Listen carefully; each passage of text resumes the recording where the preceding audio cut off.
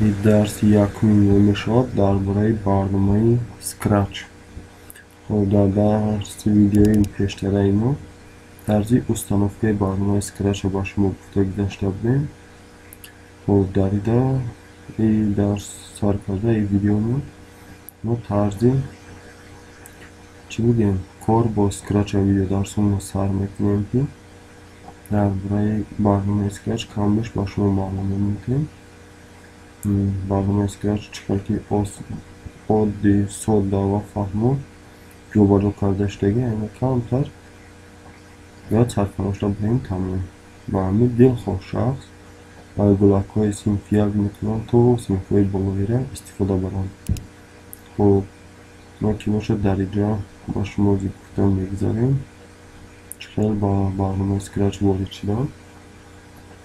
وقتی که ما با برنامه را میکشیم با ما نمیتونه چنین لوحه پیشنهاد کرده میشود.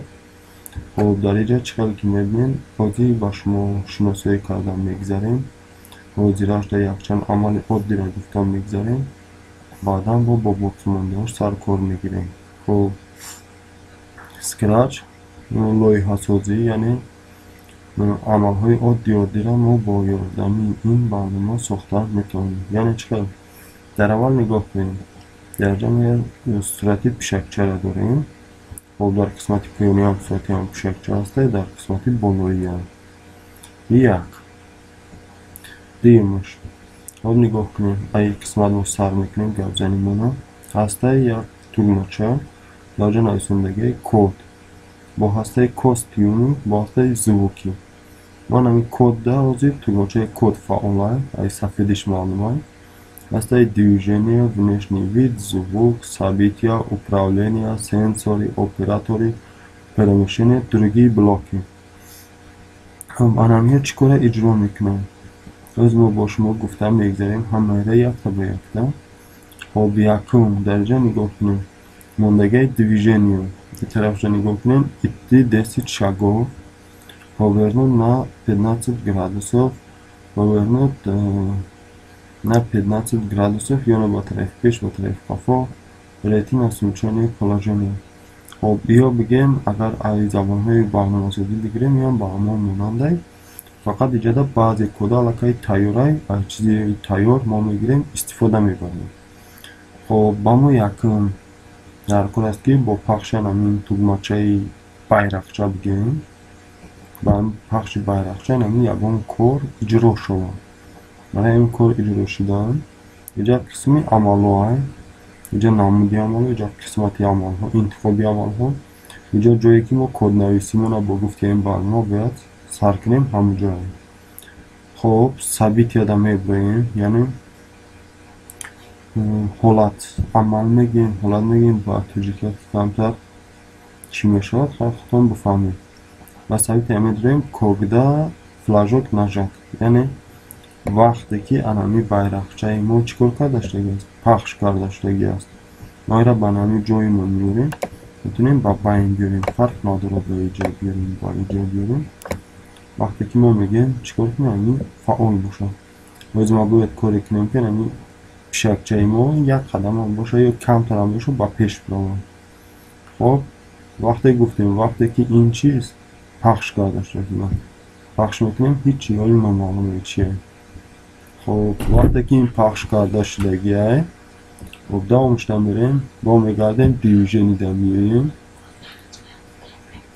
ай движени меоем анам идти на 10 шагофро интихоб мекунем нигоҳ кунем ба қисмати болои мемонем вақте ки мондем идти на 10 шагоф анакнун бо иро ай саркамо пахш мекунем нигоҳ кунем пишакчаи мо дар ин қисмате ки ҳаст камтарам бошад ба пеш чӣ кор мекунам ҳаракат мекунам вақте ки ҳаракат кард пош камтар ростакае чӣ хеле ки ҳаста ям хел меравад. барои ин мо бояд чӣ кор кунем ки ҳамин ранге ки раҳгардон шава итари нишон натан. барои ҳамин мо меоем аҷа ҳаста нигоҳ кунем внешний вид якум движени дуюм внешний виде ба болои внешний вид пахш мекунем иҷода аллакай нишон мета бо амалҳои дигар ҳам одам нишон мета дома идмонӣ иҷода ҳастай Следующий костюм. نه следующий костюм ما میگیریم، میاریم آیتای اینجا با ایشه پیوستش میکنیم. نگاه کرده بستیم وقتی که ما را پخش میکنیم علاکه یک رسمی دیگره در جا چی میکنه؟ ایلوه میکنه. خب او رسم گم میشه و جوشه رسمی دیگر میگیره. یعنی با یاردمی علمی رسم ها این میتونه که پیش بروه یا که قفو بروه. خب مشکی با شما فهمه باشه ما از اینجا در رقم مونده تا مینوس ها میمونیم که همون با مینوس ها میره و یعنی قفو.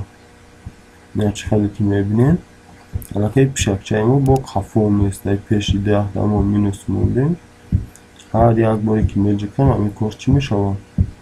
عملی میشوم. نه دیگه استیم هر یک بار جکلگی موده همین قفو میسته ایره با میگیریم.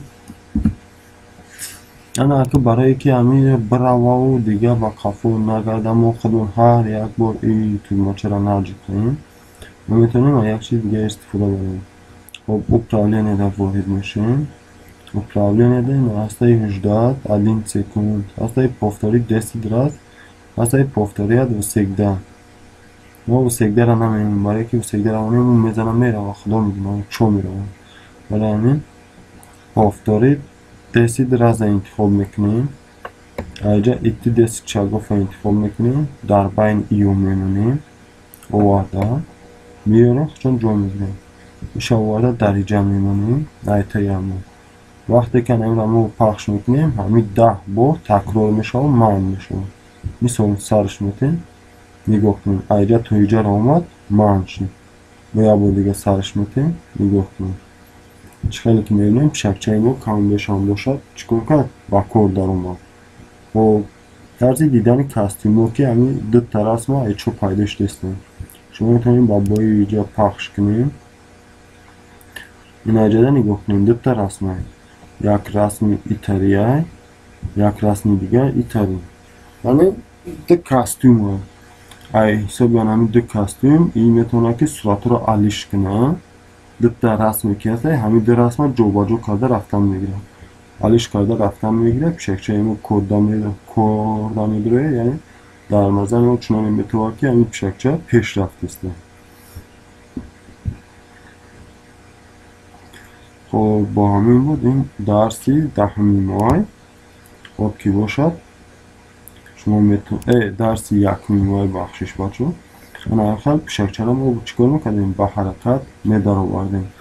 انا که با ممکن شما بپرسین که اینجا در ما چیکار کنیم که چی شود در این پشتی پیشکچه یکان صورت مونیم. این هم مشکلی نیست. اینجا در هسته فون نگاه کنیم در قسمتی پایانی یا صورتی رسمی هم در میجه کنیم.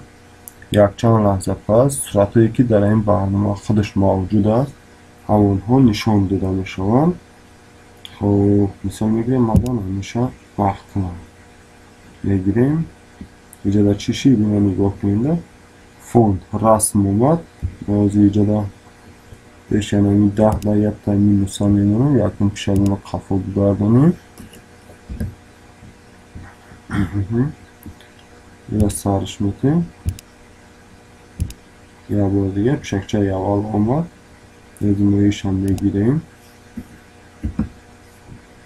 یکی سر ایجاره ما یکی از بوده سیش کنیم خیلی پیش براوده ایتری تکرار با تکرار نیسته نگاه کنیم علاقه پیشکچه ما رفته است پیشکچه ما خوب و عالی نکی نگاه کنیم زمینی ما پولیمو دارچوهای ای در هوا رفته است. خب انا یه را که در درسای آینده ما با شما گفتن میگذاریم که چه خیلی این پیشکچه را ما با طرفی پایان بفروریم و دیگر عمل ها را با همین برنامه اسکرچ اجرا کنیم. و این بود درس یکمی ما درباره برنامه اسکرچ. سربلند و خانواد باشید تا درس های آینده اگر درس مخفول شده باشه خوب میره عملی کنیم با کودکان شما با فرزندان خودتون میتونین یاد بکنین فیزیکاشون در کامپیوتر کم باشه بیش میشه و خودتون هم اگر فیزیک داشته باشین میتونین اجرا کنین ягон мультфилма, ягон бозии майдака метавонем ки бо ёрдамии ҳамин барнома созед ба тарзи 2D, яъне 3D ба ин сохтанаш мушкилтарай ва абшир нишонаашон номаълумаю яки 2D озод мешавад, сарбаланду хонобод мешавад.